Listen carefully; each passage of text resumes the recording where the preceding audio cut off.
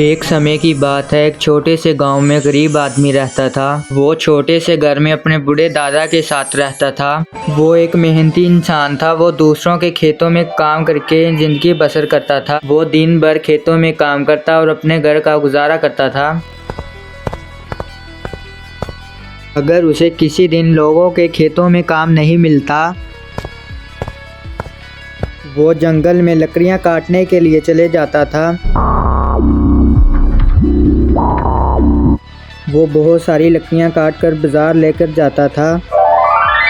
कभी कभार जंगल से फल तोड़कर घर ले आता। वो अपने मन में सोचता, इन केलों को मैं अपने बाजार बेचूंगा। वो जंगल के रास्ते से घर आता और अपनी टूटी फूटी साइकिल पर सामान रख कर बाजार बेचने चला जाता।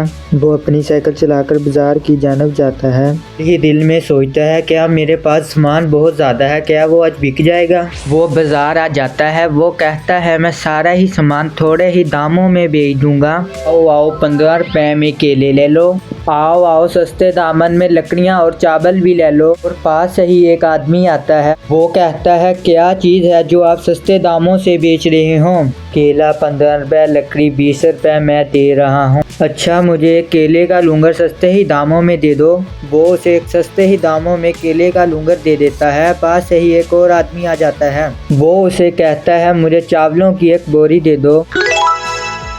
वो उसे एक चावलों की बोरी दे देता है सस्ते दामों में। वो आदमी चावलों की बोरी लेकर चला जाता है। वो मन ही मन में सोचता है, क्या मेरा आज सारा सामान बिक जाएगा और अच्छी खासी कमाई होगी। और सब बाजार वाले उस तरफ देखकर कहते हैं, और इसकी अच्छी खासी आज कमाई होगी, हमारे पास तो कोई गाहक ही नहीं आया। इस तरह वो सारा सामान बेचकर अपने घर को चला जाता है। वो सारा दिन काम करता और 2 वक्त की रोटी बहुत मुश्किल खाता था। वो खाना खाते समय सोचता है, मेरे पास खूब सारा पैसा हो जो मैं घर बैठा खा सकूं। अगले ही दिन वो सुबह के वक्त काम पर चला जाता है। वो खेतों में काम करने के लिए चला जाता। खेतों में जितना ही अनाज होता वो सारा बाजार बेचने के लिए ले जाता। वो सारा अनाज बाजार बेचकर दिन रात लोगों का काम करता रहता है। वो दिन रात काम करता और जितना वो पैसे चाहता उतने नहीं होते।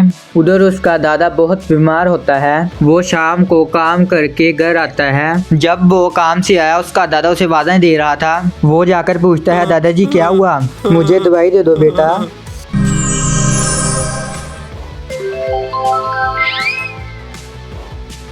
अगले दिन वो बाजार जाने के लिए सामान इकट्ठा कर रहा होता है और अंदर से आवाज आई, बेटा मेरी बात सुनो। वो अपना काम छोड़कर अपने दादाजी की बात सुनने चला जाता है और वो चलते हुए सोचता है, मेरे दादाजी ने मुझे क्या कहना होगा। वो अपने दादा के पास आने कहता, क्या हुआ दादाजी, अब आवाजें दे रहे थे। बेटा मेरी सेहत नहीं ठीक रहती। ऐसे क्यों बोल रहे हो दादाजी। वो उसे एक चमकती हुई चीज देते हैं और कहते हैं, बेटा यही है मेरे पास आपको देने के लिए और कोई चीज नहीं है। वो इतनी गौर से देखता है और देखकर कहता है, ये तो मुझे हीरा लगता है।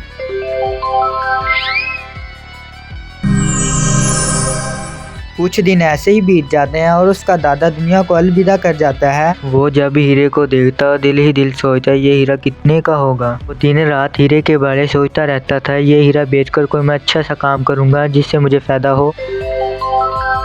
वो सुबह के वक्त कोई अच्छे से सुनियार की दुकान पर जाता है अपना हीरा बेचने के लिए। वो सुनियार की दुकान पर आ जाता है। वो सुनार की दुकान पर आकर कहता है, मेरे पास एक हीरा, ये कितने का होगा। सुनार इतनी गौर से हीरे को देखकर कहता है, क्या मेरे साथ मजाक कर रहे हो, ये कोई हीरा नहीं है, ये तो कांच का टुकड़ा है। जब वो ये सुनता है बहुत परेशान हो जाता है। उसके पाँव के नीचे से जमीन निकल जाती है। उसके सारे सपने चूरो चूर हो जाते हैं। वो दुखी होकर घर की तरफ चल पड़ता है। वो हार मानने वालों में से नहीं था। उसने मन ही मन में सोचा, कल वो सबसे बड़े जौहरी के पास जाएगा हीरे को परखने के लिए। अगले दिन वो अपने खाने पीने का इंतजाम कर कर सफर पर चल पड़ता है। वो गांव की सबसे बड़ी सुनियार की दुकान पर आ जाता है, जो दूसरे मुल्कों और बादशाहों में मशहूर था। आए दिन गांव के बहुत मशहूर लोग उसके पास आते थे। वो 50 किलोमीटर सफर तय कर कर आखिरकार सुनियार की दुकान पर आ जाता है।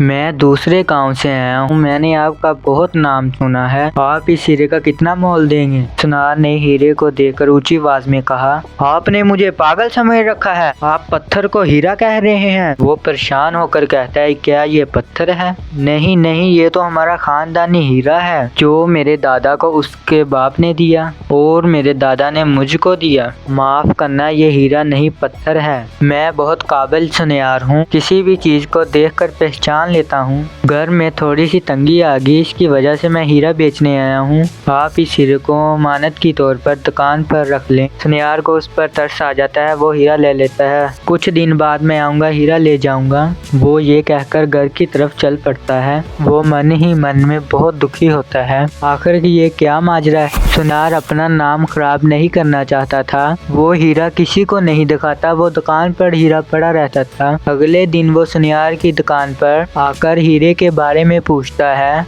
हर बार उसे नाउम्मीदी मिलती। वो सुनियार की दुकान पर कई चक्कर लगा चुका, उसका हीरा ना बिका। दूसरे गांव के राजा का वजीर आता है दुकान पर। मुझे राजा ने भेजा है, कोई अच्छा सा हीरा दिखाएं। सुनियार ने वजीर को तरह तरह के हीरे दिखाए, मगर उसको कोई भी पसंद नहीं आया। सुनियार ने अंदाजा लगा लिया वजीर को हीरे की परख नहीं है, वो इसका रूप देख रहा है। सुनियार ने वजीर को नकली हीरा दिखाया। उसने मन ही मन में सोचा, अगर वजीर को नकली हीरा पसंद आ जाए तो क्या बात है। वजीर को क्या पता ये हीरा नकली है या असली। वो उसको कहता है, ये हीरा किसी की मानत है। वजीर नकली हीरे को देखकर चौंक उठा। हाँ, यही हीरा मुझे पसंद आया है। मेरे पास थोड़े से पैसे हैं, ये आप लेकर सौदा पक्का करें, या मैं बाकी पैसे ना लेकर आऊं, ये भी मेरे पैसे आप रख लेना। वो सोचने लगता है, जब मेरा हीरा बिक गया तो भी मुझे फायदा, ना बिका तो भी फायदा। जब बिक गया मुझे 20,000 मिलेंगे, जब ना बिका तो उसके सारे पैसे मेरे हो जाएंगे। वो पैसे देकर सुनियार को पैसे देकर चल पड़ता है और कहता है, मैं सुबह को फिर आऊँगा। इस घटना के बाद जिसका हीरा होता है वो सुनियार की दुकान पर चल पड़ता है। इतना सफ़र करके सुनियार की दुकान पर पहुंच जाता है। वो सुनियार को आनकर कहता है, क्या मेरा हीरा बिका है? सुनार आगे से कहता है, आपका हीरा अभी नहीं बिका, आप मेरा हीरा वापस कर दीजिए। मुझे पता चला है कोई व्यापारी मेरा हीरा ढूंढते ढूंढते आपकी दुकान पर आया था। वो अपने जहन में सोचता है, जब मैं हीरा वापस कर दूँ तो मुझे बहुत बड़ा नुकसान होगा। इस आदमी को मैंने हीरे का मोल बताया था, वो आएगा तो उसे मैं बेच दूंगा तो मुझे बहुत बड़ा फायदा होगा। वो इतना सोचने के बावजूद उस आदमी को पैसे दे देता है जितने उसके बनते हैं। ये हीरा मैंने अपने पास रख लिया है, आप जितने पैसे बनते हैं उतने ले लो इसके। वो पैसे लेकर चल पड़ता है।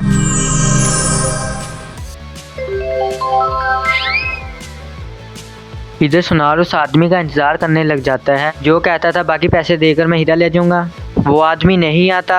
सुनार कहता है, मेरे साथ धोखा हुआ है, जहाँ मैं गांव के बादशाह के पास जाऊं मेरा नाम खराब होगा, गांव के लोगों को पता चलेगा, मेरा नाम खराब हो जाएगा। उधर दोनों दोस्त बातें कर रहे होते हैं जिनका हीरा होता है। तो दोस्त कहते हैं, हमने सुनार को कितना अच्छा बुद्धू बनाया। वो गाँव में दुकान बनाकर अच्छा खासा पैसा कमाता है। उसने जैसा सोचा था वैसा ही हुआ।